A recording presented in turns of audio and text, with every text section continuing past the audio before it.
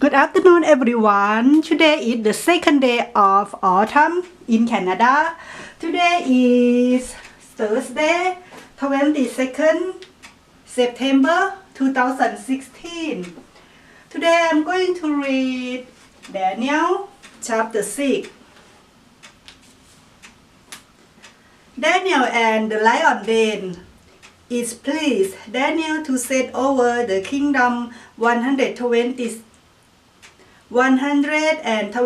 satraps to be throughout the whole kingdom, and over them 3 presidents, of whom Daniel was one, to whom these satraps should give account, so that the king might suffer no loss. Then this Daniel became distinguished above all the other presidents and satraps, because an excellent spirit was in him, and the kingdom planned to set him over the whole kingdom. Then the president and the satraps sought to find a ground for complaints against Daniel with regard to the kingdom, but they could find no ground for complaints or any fault, because he was faithful and no error or fault was found in him. Then this man says, "We shall not find any ground for complaint against his Daniel unless we find this in connection with the law of his God."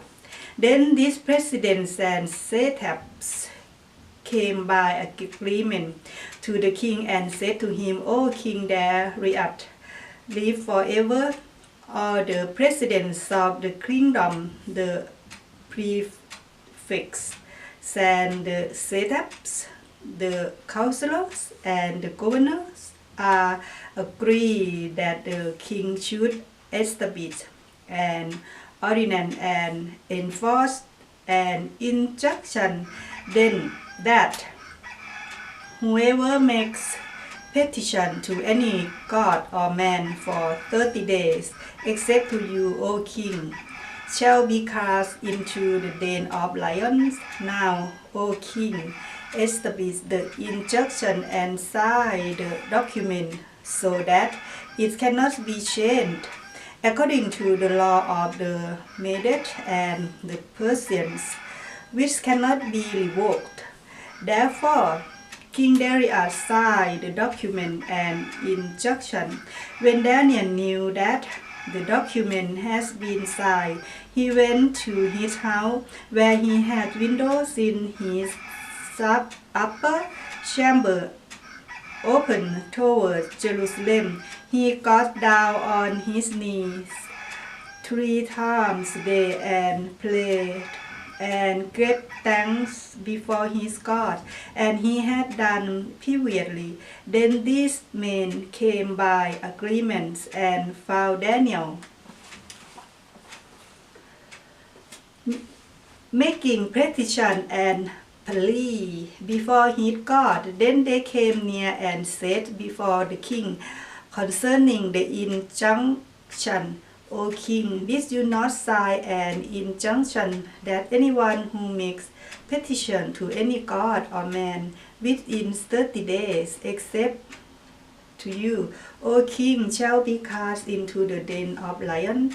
The king answered and said, "The thing stands fast according to the law of the Medes and Persians, which cannot be revoked."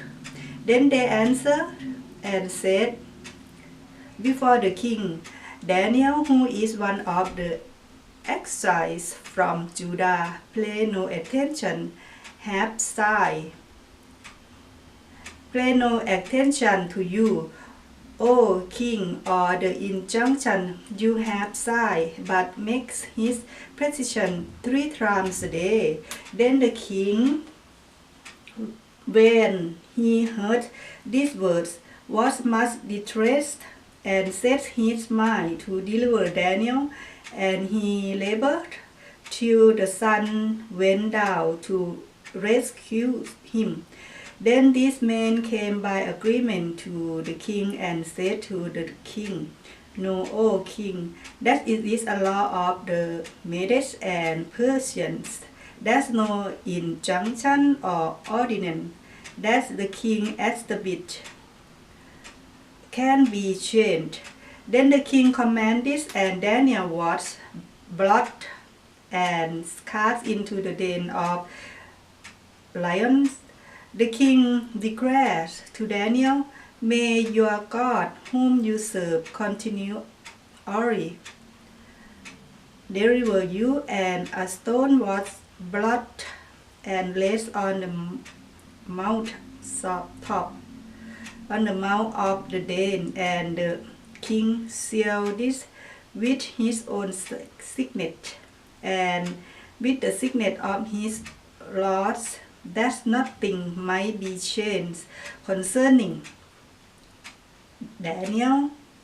Then the king went to his palace and spent the night fasting. No diversions were brought to him, and sleep ceased from him.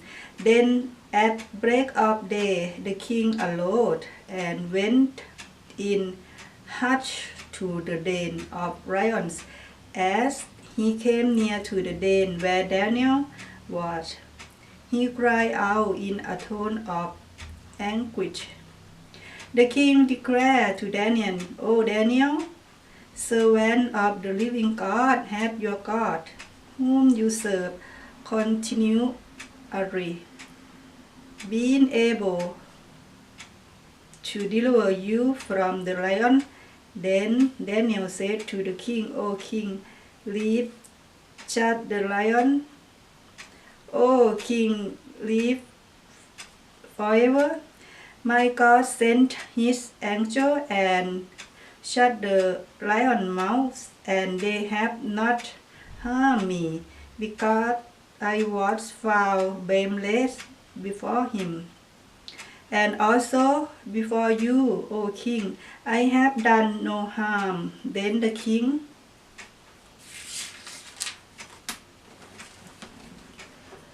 was exceedingly glad and commanded that Daniel be taken up out of the den. So Daniel was taken up out of the den, and no cry of harm was found on him, because he had trusted in his God. And the king commanded, and those men who had married secretly accused Daniel were brought and cast into the den of lions, their children and their wives. And before they reached the bottom of the den, the lion overpowered them and broke all their bones in pieces.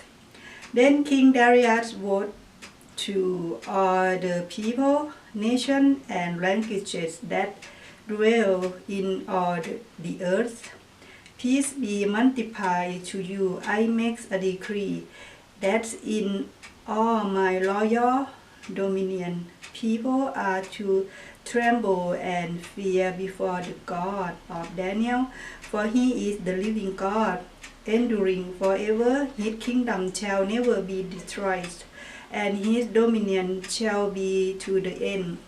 And deliver and rescue, he works signs and wonders in heaven and on earth. He who has saved Daniel from the power of the lion."